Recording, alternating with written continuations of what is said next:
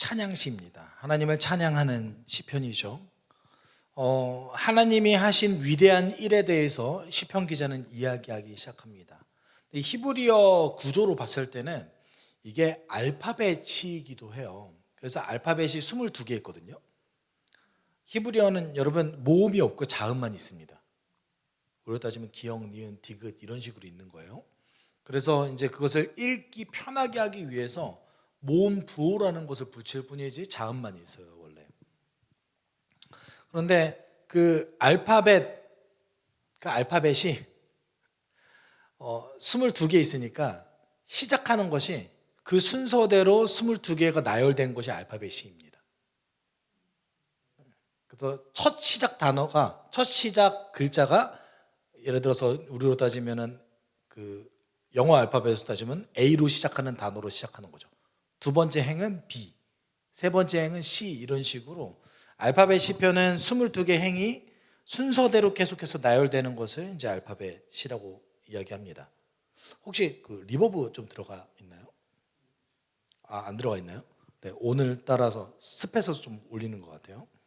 네. 근데 오늘 찬양을 보면 하나님께서 하신 일에 대해서 찬양을 하는데 1절에서 이렇게 얘기해요. 할렐루야, 내가 온 마음을 다 기울여 정직한 사람의 모임과 회중 가운데서 주님께 감사를 드리겠다. 근데 오늘 1절을 보면 찬양하라라는 말로 시작합니다. 그러니까 첫 단어가 이 시의 전체를 규정하는 거죠. 여러분 그 할렐루야라는 단어는 여호와를 찬양하라라는 2인칭 명령형입니다. 그래서 할렐루야라는 단어가 여호와를 찬양합시다, 여호와를 찬양하십시오 라는 어떤 그 권면인 거죠. 원래 함께 찬양합시다 라는 말이에요. 함께 찬양합시다. 어떤 걸 함께 찬양해요? 주님께 뭔가를 감사를 드려야 되는 그런 것 같아요. 감사 드릴 만한 어떤 하나님께서 하신 일에 대해서 찬양해야 될 것 같습니다. 또 어떻게 찬양해야 된다고 나옵니까? 온 마음을 기울여서 찬양하라고 얘기해요. 너의 온 마음을 기울여서, 내가 온 마음을 기울여서 하나님을 찬양한다. 어디서 찬양합니까? 정직한 사람의 모임과 회중 가운데에서 찬양하라라고 얘기합니다. 그러니까 정직한 사람과 정직한 사람들의 모임과 회중, 그러면 우리는 보통 예배로 치환시킬 수 있을 것 같습니다. 또는 하나님을 믿는 그 공동체로 치환시킬 수도 있을 것 같아요. 예배 중에 온 마음을 기울여서 하나님을 찬양하라라고 선포하고 있습니다. 이것은 예배자의 태도를 얘기하고 있기도 하죠. 그래서 예배자의 태도를 가장 잘 보여주는 본문 중에 하나가 신명기 6장 5절이죠. 우리 함께 읽어볼까요? 당신들은 마음을 다하고 뜻을 다하고 힘을 다하여 주 당신들의 하나님을 사랑하십시오. 마음을 다하고 힘을 다하고 뜻을 다하여서 하나님을 사랑하십시오. 이것이 이제 예배자의 태도인 것이죠. 하나님께 찬양하고 하나님께 감사할 때에 온 마음을 다해서 하래요. 자기가 그러겠대요. 왜 그렇게 할까요? 그러면 어떤 걸 찬양해야 될까요? 어떤 것에 감사를 해야 될까요? 그것이 이제 뒷부분에 나오는 거죠. 그래서 2절, 3절, 4절은 조금 큼지막하게 어떤 하나님이 하신 일에 대한 카테고리화를 좀 시키고요. 그리고 5절부터 9절까지는 아주 구체적으로 그것에 관련해서 어떤 일을 행하셨는지를 얘기합니다. 다른 얘기로 하면 하나님께서 하시는 사역의 종류들이 있잖아요. 어떤 것은 창조 사역일 수도 있고, 어떤 것은 구원 사역일 수도 있고, 어떤 일은 기적을 행하실 수도 있고, 어떤 일은 유법을 행하실 수도 있는 것이 아니겠어요? 근데 그것과 관련돼서 이제 2, 3, 4절이 크게 얘기한 다음에 작게 이제 5절부터 9절까지 들어가고 있는 거죠. 2절에 처음에 그래서 이렇게 얘기합니다. 하나님 어떤 일을 하셨느냐? 주님께서 하신 일들은 참으로 훌륭하시니 그 일을 보고 기뻐하는 사람들이 모두 깊이 연구하는구나. 뭔가 하나님이 일하신대요. 하나님께서 일하신대요. 이 표현은 이제 2절에서 하나님께서 일하신다, 여호와께서 일하신다. 그다음에 3절에서 그가 행하시는 일, 그다음에 4절에 그의 기적에 대해서 이렇게 얘기하는데, 이 세 가지 표현들은 보통 창조와 역사 가운데서 하나님께서 구원하시는 일을 행하신 것에 대한 아주 큰 표현들입니다. 그런데 우리가 여기서 좀 주목해 볼 필요성이 있는 것이 무엇이냐면, 그를 기뻐하는 사람들은 어떤 사람들이래요? 모두 깊이 연구한대요. 뭐에 대해서 연구할까요? 하나님이 하시는 일에 대해서 연구한대요. 그를 기뻐하는 사람들. 여러분, 시편의 표현들을 우리가 주목해 볼 필요성이 있습니다. 원래 시편 1편에 복 있는 자는 이라면서 선포하잖아요. 그걸 다른 식으로 표현하면 행복한 자는 이라고도 번역할 수 있습니다. 그렇다면 복 있는 자, 행복한 자 어떤 사람입니까? 여호와의 율법을 주야로 묵상하는 자로다라고 얘기하고 있죠. 율법 가운데 거하는 자, 율법을 묵상하는 자, 율법을 지키는 자, 이 사람을 어떻게 얘기하고 있어요? 복 있는 자, 행복한 자라고 표현하고 있습니다.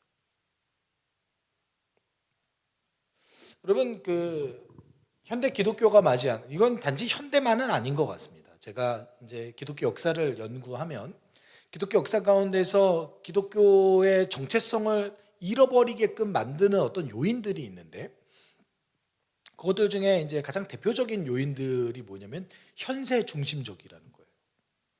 그러니까 우리는 오늘을 살아가니까 당연히 오늘 중심적일 수밖에 없죠. 당연하잖아요.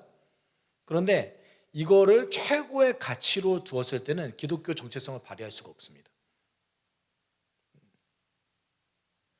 이게 사실 현대 기독교가 요새, 물론 이제는 MZ세대도 옛날 말이 점점 돼가고 있는 것 같은데, MZ세대 다음 세대가 나왔잖아요. 그렇죠? 그 젊은 세대에게 그다지 매력을 못 끼치는 이유 중에 하나가 뭐냐면, 기독교의 핵심 가르침들이 전부 다 현세 중심적이 아니라서 그래요.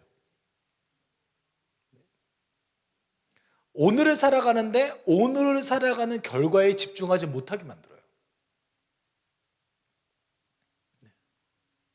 근데 생각해보면 여러분, 이거는 가장 중요한 삶의 지혜 중에 하나 아닙니까?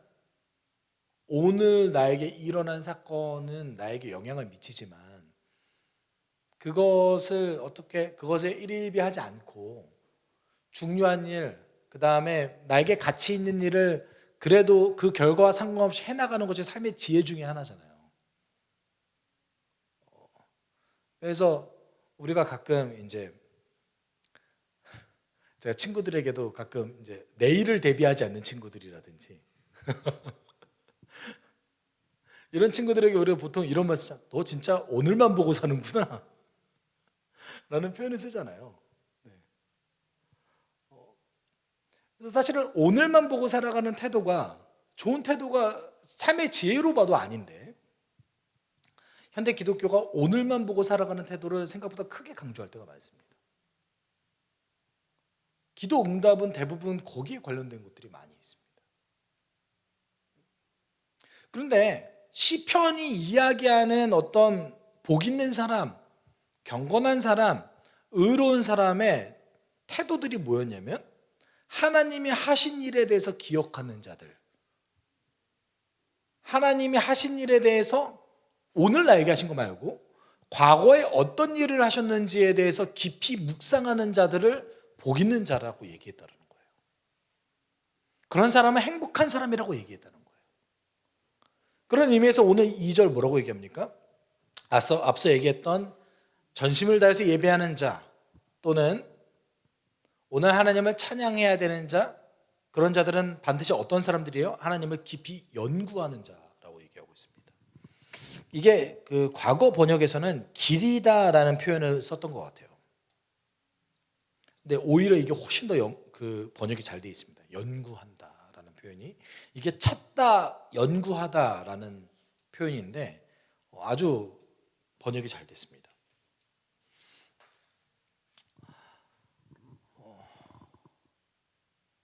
시편은 현세 중심적인 어떤 신앙을 가르치지 않습니다. 그렇지만 현세 중심적인 기도를 할 때가 있어요. 너무 힘들고 외롭고 어려울 때 내가 지금 너무 힘듭니다 하나님이라면서 이제 하나님께 모든 것을 탄원하죠. 그럼에도 불구하고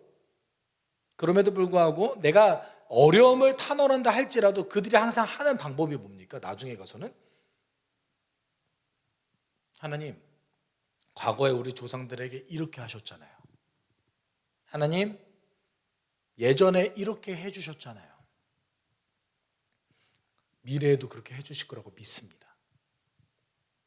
이런 태도를 보였다는 것이죠. 그리고 3절은 이렇게 얘기합니다.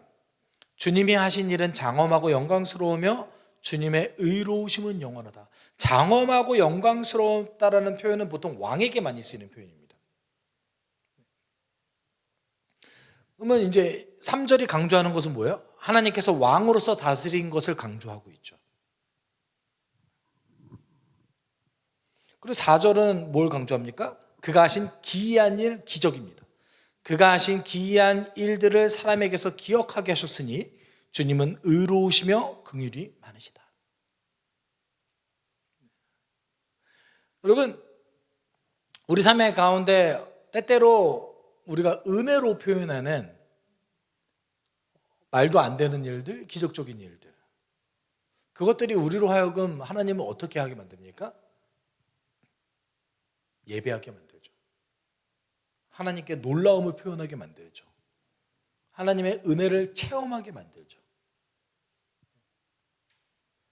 이제 세 가지 요소를 다 얘기한 거예요. 하나님이 과거에 하신 일에 대해서 연구하는 자들에 대한 이야기, 그 다음에 하나님의 다스림을 발견하는 자들에 대한 이야기, 그리고 그 가운데에서 하나님의 일하신 기이한 방식의 일들을 발견해서 그거를 예배하는 자들의 이야기를 2, 3, 4절에 쓴 겁니다.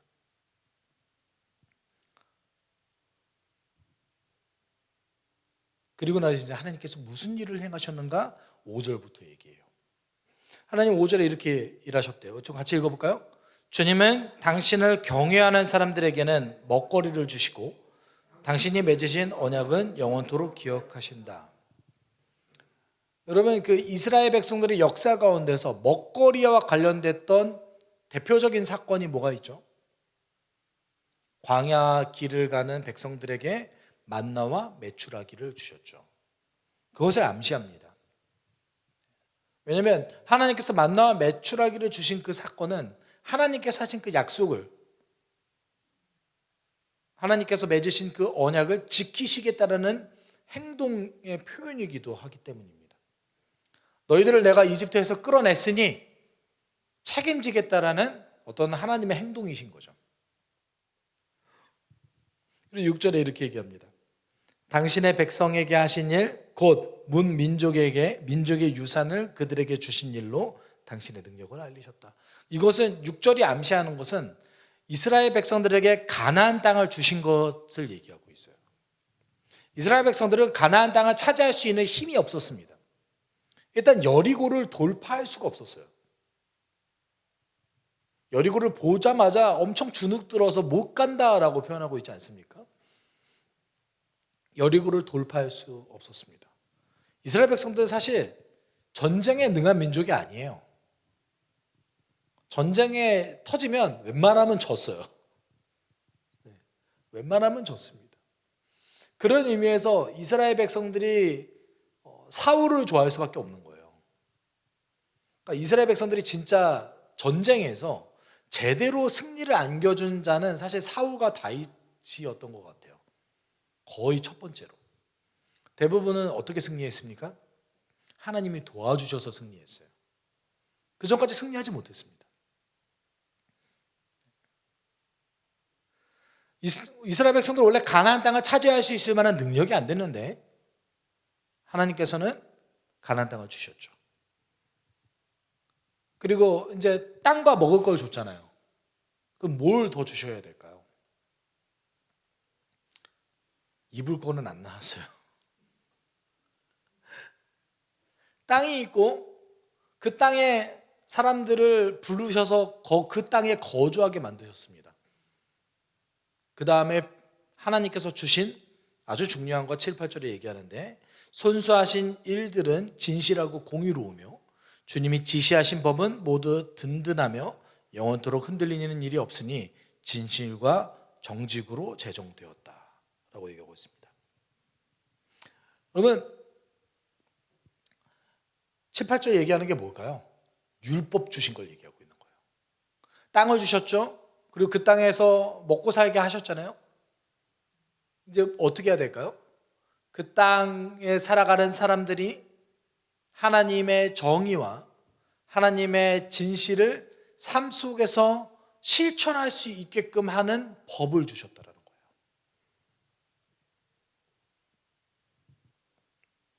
여러분, 우리가 이 순서 좀 기억해 볼 필요성이 있는데, 먹을 것과 살아갈 곳을 주셨잖아요. 이건 우리 삶 가운데 굉장히 중요한 거 아니겠습니까? 그래서 살아갈 곳에 대해서 원래 그 6절의 정확한 표현은 문 나라의 기업이에요. 기업이라는 게 어떤 표현이죠? 내가 그냥 단지 살기만 합니다라는 표현이 아니라 그곳에서 벌기도 하고 그곳에서 나의 뿌리를 내려서 나의 삶의 영역의 토대로서 살아가는 곳이잖아요. 그 다음에 뭘 주셨다고 얘기해요? 율법을 주셨대요. 여러분, 하나님께서는 우리를 먼저 살리셨나요? 아니면 법을 먼저 주셨나요?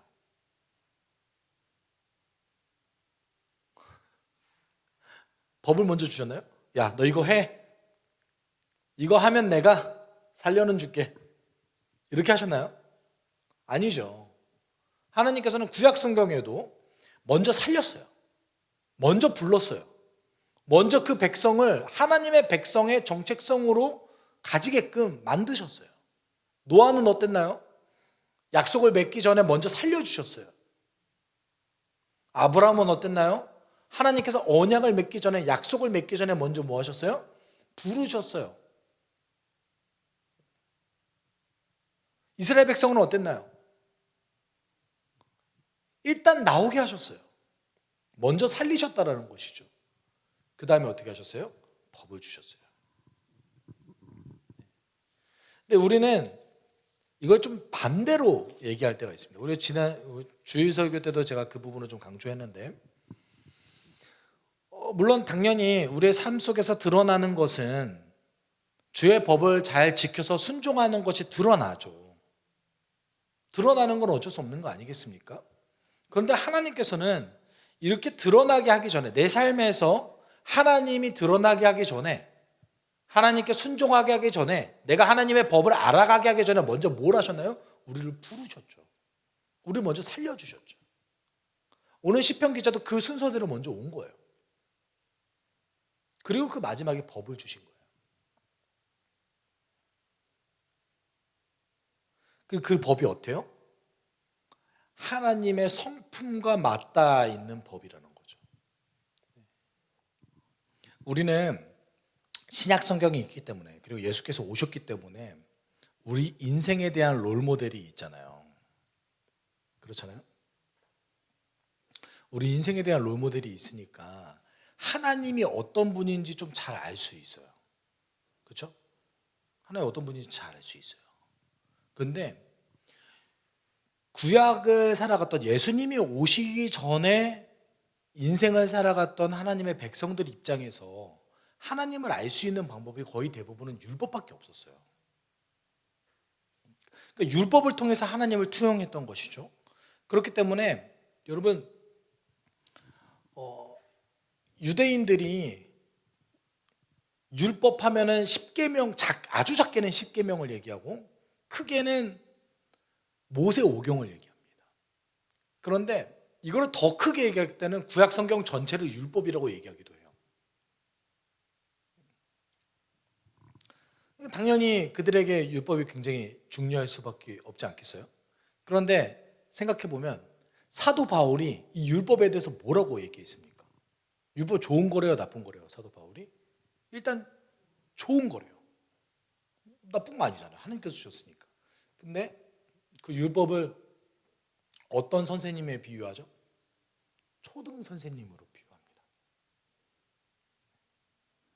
과거에 제가 그 몽학 선생이라는 표현으로 쓰였잖아요. 개역 한글에서 한참 고민했어요. 봉학 선생이 뭐지? 그때 과거에는 초등학교가 없었잖아요. 그러니까 이제 초등 교육을 담당하는 어떤 교사를 따로 초빙해서 교육을 진행했어요. 부유한 자들에게는. 그 사람을 이제 보통 우리가 말하는 이 초등학교 선생님이 아니라 개인 교사 같은 역할을 하는 자를 초등교사라고 불렀던 거예요. 근데 율법이 좋은 거예요. 하나님을 알 수 있는 굉장히 유익한 겁니다. 그런데 어디까지 할 수 있는 거예요? 어린 아이가 배우는 수준까지 알 수 있는 수준이었다는 것이죠. 이게 지금 갈라디아서가 얘기하는 게 뭡니까? 예수께서 오신 다음에, 율법 좋은 건데 예수께서 오신 다음에 주신 거는 훨씬 더 좋은 거야. 너희들이 상상할 수 없을 정도로 훨씬 더 좋은 거야. 율법이랑 아예 비교가 안 돼. 근데 오늘 시편 기자는 율법이 중요하잖아요. 그렇죠? 그러니까 하나님의 성품과 하나님의 다스림이 가장 잘 드러나는 것이 어디예요? 이 사람 입장에서는 율법인 거죠. 우리에게는 하나님의 성품과 하나님의 다스림이 가장 잘 드러나는 것이 어디입니까? 예수 그리스도의 십자가와 부활인 거죠.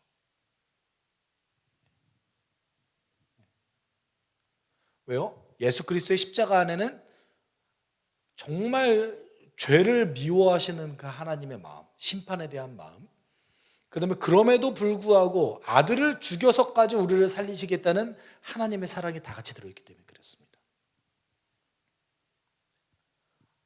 하나님께서 우리를 먼저 어떻게 하셨어요? 살렸어요. 근데 살린 다음에 놓고 보니까 제자들도 그렇잖아요. 자기가 십자가 때문에 살아나게 됐어요. 그리고 성령 받았어요. 그 다음에 제자들이 했던 것이 뭡니까? 법을 알아가기 시작했어요. 아, 예수님이 얘기하시는 그 삶이 뭔가 알아가기 시작했다는 거예요. 여러분, 이게 뭐예요? 이게 경외하는 겁니다. 우리가 하나님을 경외하는 것이라고 표현했을 때에 보통 그 두려움이라는 단어를 쓰기 때문에 마치 맹수 앞에 먹잇감이 이렇게 있는 것처럼 벌벌 떠는 것 같은 그 두려움을 상상하기가 쉽습니다. 근데 구약 성경에서 얘기하는 그 경외하는 것이 무엇입니까? 하나님 알아가는 거예요. 하나님 다르다는 것을 인정하는 겁니다. 아, 하나님께서 나를 살려주셨구나. 내 능력으로 산 게 아니라 하나님 때문에 내가 산 거구나. 그러면서 내 삶을 들여서 연구하고 깨달아 나가면서 그 법을 알아나가는 그 삶 자체가 경외하는 거예요. 9절에 보면 이렇게 얘기하잖아요. 당신의 백성에게 구원을 베푸시고 그 언약을 영원히 세우셨으니 그의 이름이 거룩하고 두렵다. 여기에 두렵다라는 표현이 쓰여져요. 경외하다는 표현이랑 동일한 표현입니다. 그런데 왜 그 이름이 거룩하고 구별되고 두렵다고 표현했습니까? 하나님께서 백성을 살리시는 것과 그리고 약속하시는 그 방식이 너무 기이하기 때문에 그래요. 우리의 상상을 벗어나고 우리의 모든 상상력을 다 벗어났기 때문에 그렇습니다. 저는 솔직히 아직도 십자가가 이해하면 이해할수록 하나님의 마음이 이해가 안 돼요. 어떻게 그렇게 사랑하실 수 있지? 여러분, 솔직히 우리 조건 없는 사랑이 잘 와닿지 않을 때가 있잖아요. 왜냐하면 우리가 조건 없는 사랑을 해보질 안 해봐서.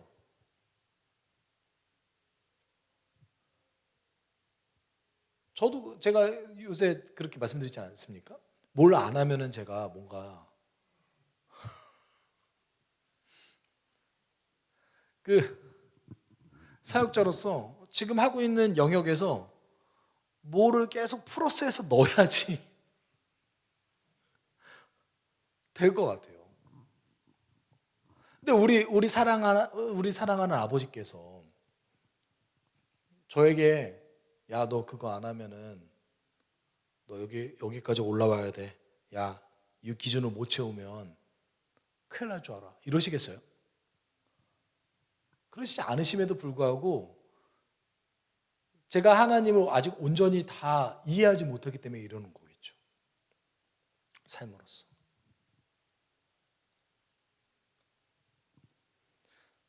하나님을 경외한다는 것은, 하나님을 두려워한다는 것은 막 벌벌 떠는 게 아니에요. 나를 심판할까 봐 하나님 잘못했어요, 그래서 벌벌 떠면서 하나님께 용서를 구하는 게 아닙니다. 그래서 10절에 이렇게 얘기하잖아요. 좀 같이 읽어볼까요? 주님을 경외하는 것이 지혜의 근본이다. 주님의 계명을 지키는 사람은 바른 깨달음을 얻으니 영원토록 주님을 찬양할 것이다. 앞에 주님을 경외하는 것이 지혜의 근본이래요. 삶의 지혜의 근본이래요.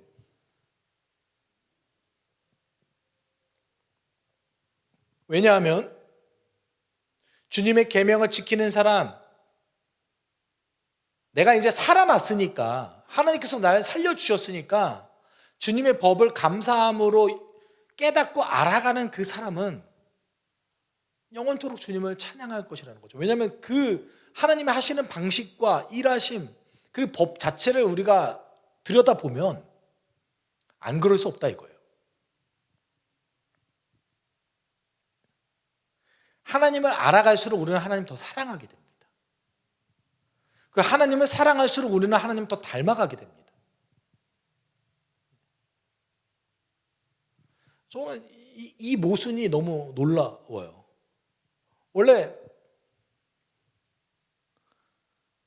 원래는 우리의 삶은 물론 투자한 것만큼 돌아오면 좋죠. 그렇죠? 근데 하나님께서는 우리가 투자도 안 했는데 뭔가 투자한 것도 없어요. 근데 먼저 이렇게 좀 어마어마한 자본금을 주셨어요. 그다음에 이거를 불리는 것도 당신께 뭔가 이렇게 우리가 아주 사소한 거를 이렇게 드리면 말도 안 되게 더 불려주세요.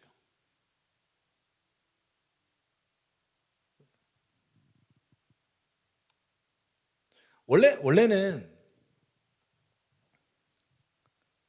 세상의 모든 우상들과 신과 그러면은 내 거를 그냥 손해보면서 이렇게 내어줘야 되잖아요. 나한테 해코지 할까봐. 하나님 안 그러신다는 거예요. 하나님은 경외한다는 것이 무엇입니까? 잠언에서도 이와 동일한 표현을 몇 가지 쓰죠. 잠언 1장 7절에서는 주님을 경외하는 것이 지식의 근본인 것을 어리석은 사람들은 지혜와 훈계를 멸시한다. 그러면 주님을 경외하는 것이 잠언 1장 7절에 의하면 지혜와 훈계를 따라가는 삶이 주님을 경외하는 것이겠죠.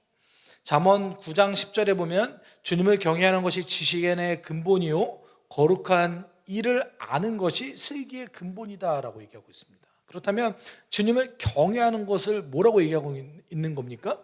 거룩한 일을 아는 것이라고 표현하고 있습니다. 여러분, 우리가 주님을 두려워하는 것이 무엇이냐? 하나님을 아는 거예요. 하나님 어떤 분이신지 정말 아주 면밀하게 알아가는 겁니다. 앞서 시편 기자가 표현했듯이 연구해 나아가는 겁니다. 그가 무슨 일을 하셨는가? 그 일이 나에게 어떤 영향을 미치는가? 그리고 우리는 평생토록 알아가는 겁니다. 이건 단지 지식의 문제가 아닙니다. 지식이 많다고 해서 그 사람이 똑똑하다고 해서 이걸 더 잘 알아간다, 이게 아닙니다. 이게 아니라는 거예요. 여러분, 내가 지식이 없으면 하나님 알아갈 수 없습니까? 아니죠. 우리의 삶은 다 하나님 알아가는 삶을 살아가고 있잖아요. 그러니까 알아간 만큼 경험하는 거 아니겠습니까? 그 진리 안에서 하나님 알아가고 그 하나님의 법대로 살아가려고 노력하는 것. 왜냐하면 날 살려주셨으니까. 살려주셨기 때문에 그 법대로 감사함으로 살아가려고 노력하는 것. 그것이 사실은 경외하는 거라는 거예요. 구약식 표현으로 따지면 율법 가운데 거하는 것. 이게 하나님을 경외하는 겁니다.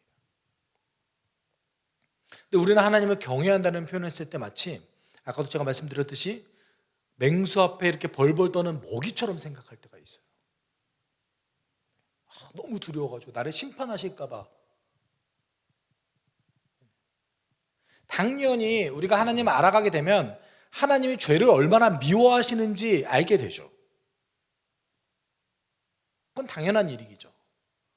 하지만 그렇기 때문에 우리는 더 감사할 수 있는 거예요. 왜냐하면 그때 뭐가 보여요? 그때 예수가 보이잖아요. 아, 하나님 이렇게 죄를 싫어하시는구나. 아, 그걸 위해서 예수가 오셨구나. 여러분, 우리는 하나님을 경외한다라는 것에 대해서 조금 깊이 이해할 수 있었으면 좋겠습니다. 그래서 내 삶의 지혜를 어디서 끌어오는 겁니까? 하나님 알아가는 데서 끌어왔으면 좋겠습니다. 성경은 과학적 지식을 면밀하게 우리에게 알려주지 않지만 세상에 어떤 규명할 수 없는 것들에 대해서 우리가 알게 하는 것은 아니지만 성경은 인생을 살아갈 때에 충분한 아주 넘칠 만한 지혜를 제공합니다. 그리고 그 지혜는 우리를 이 땅 가운데서 더 풍성하게 만들어줍니다. 우리가 그거를 믿기 때문에 하나님은 더 높이고 하나님 즐거워할 수 있는 거 아니겠습니까? 하나님 경외한다는 것은 내 하나님을 알아가고 그것을 경험하는 겁니다. 닮아가는 겁니다. 우리 함께 기도할 때 하나님, 우리 삶 가운데서 하나님 경외하는 삶을 살게 주님 도와주십시오. 하나님을 높인다는 것, 하나님을 즐거워한다는 것, 하나님을 두려워한다는 것은 사실 하나님 알아가고 그 알아간 만큼 사랑하고 사랑한 만큼 내가 변하는 삶입니다. 조건 없이 지금 이 순간에도 날 위해서 일하시는 그 성령의 음성을 듣고 내가 하루를 살아갈 수 있게 주님 도와주십시오. 내가 오늘 하루 일에 너무나 지나치게 집착하지 않고 결과에 집착하지 않고 성령께서 주시는 그 음성에 귀 기울여서 감사함으로 살 수 있게 주님 도와주십시오. 우리가 지금 이 순간 이렇게 함께 기도하도록 하겠습니다. 함께 기도합시다.